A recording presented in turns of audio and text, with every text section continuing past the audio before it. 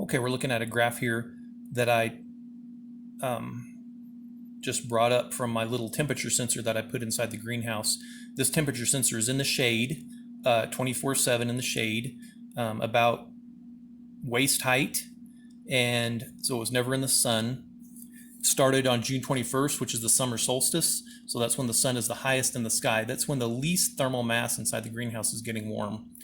And so now the sun is at its highest it's going to be. Now it's going to start going back lower, lower, lower toward the south, toward wintertime.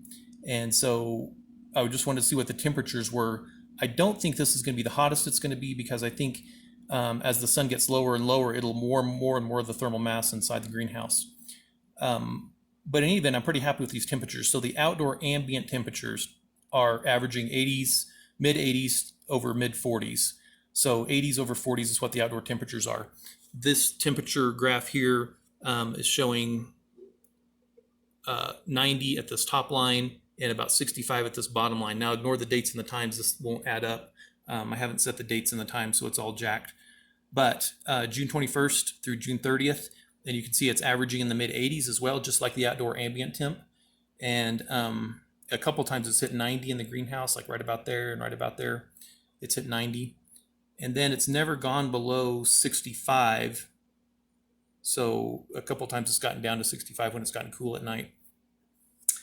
Tonight, the ambient temperature is actually going to be 35, so it's going to get kind of cool tonight again, and which is weird for after June 21st, after the summer solstice.